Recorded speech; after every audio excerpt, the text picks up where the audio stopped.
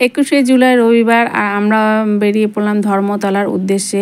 তো আমরা অনেক লোক গেছি, প্রায় 20-25 জন একসাথে গেলাম ওই হইচই করতে করতে। আর আজকের দিনটা প্রত্যেক বছরই আমি যাই, কিন্তু আজকে বিশাল পরিমাণে ভিড় ছিল। একদিকে গুরু পূর্ণিমা আর একদিকে শ্রাবণ মাসের প্রথম সোমবার তার পরের দিন, আর এদিকে 21শে জুলাইয়ের মিটিং।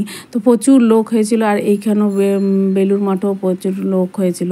তো আমরা প্রথমে গেলাম আর এত রোদ, দাঁড়ানো যাচ্ছিল না। তো আমরা ঠাকুর দর্শন করার লাইনে দাঁড়ালাম, বিশাল লাইন। কিন্তু সেখানে দাঁড়িয়ে কিছুক্ষণ দাঁড়ানোর পরে তারপর বললো জুতো পরে লাইনে দাঁড়ানো যাবে না, সেই কারণে যেন জুতোটা পাশে খুলে রেখে এসে তারপরে ছাতা মাথায় দিয়ে লাইনে দাঁড়িয়েছি।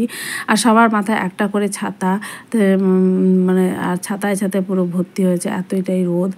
তো তারপরে আস্তে আস্তে করে আমরা ভেতরে ঢুকলাম। আর এখানে ফোনের অ্যালাউ ছিল না, কিন্তু আমি জানতাম না। আমি দূর থেকে দাঁড়িয়ে দেখছি কয়েকজন ভিডিও করছে, আমিও করে নিয়েছি। তো যাই হোক, অল্প একটু করেছে, বেশি আর এর থেকে বেশি আর কিছু করতে পারিনি। তারপরে একজন বললো ফোন অ্যালাউ নেই। তো এখানে আমি ফোনটা স্টপ করে দিলাম। আর এখানে ঘাসটা এত সুন্দর লাগছিলো, ঘাসে পা দিয়ে ঠান্ডা লাগছিলো। আর আমি এখানে দাঁড়িয়ে দাঁড়িয়ে গঙ্গা দেখছিলাম, আর জলগুলো সব উথাল পাতাল করছে। আর আমি এর আগে অনেকবার গেছি, কিন্তু আমি ভেতরে ঢুকতে পারিনি আর দর্শনও করতে পারিনি। তো এবারও করেছি, আর 2-3 মিনিট হলে হয়তো বন্ধ হয়ে যেত।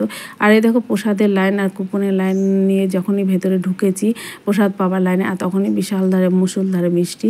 তো যাই হোক ভেতরে ঢুকলাম, আর তখনই একটা হাতে একটা করে প্লেট দিল, আর প্লেটের ওপরে একটা টিস্যু পেপার দিয়ে দিল, তার উপরে খিচুড়ি, চাটনি আর একটা করে বড় বড় লাড্ডু দিয়েছে।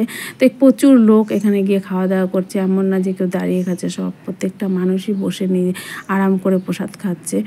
তো আমরাও প্রসাদ টসাদ খেয়ে তারপরে বাইরে বেরিয়ে এলাম। আর এতটাই গরম লাগছিল, যেমন বৃষ্টি হচ্ছিলো তেমনি গরম লাগছিল। তো যাই হোক, সব মিলিয়ে হইচই করে দিনটা ভালোই কাটলো। তাই সবাই ভালো থেকো, সবাই সুস্থ।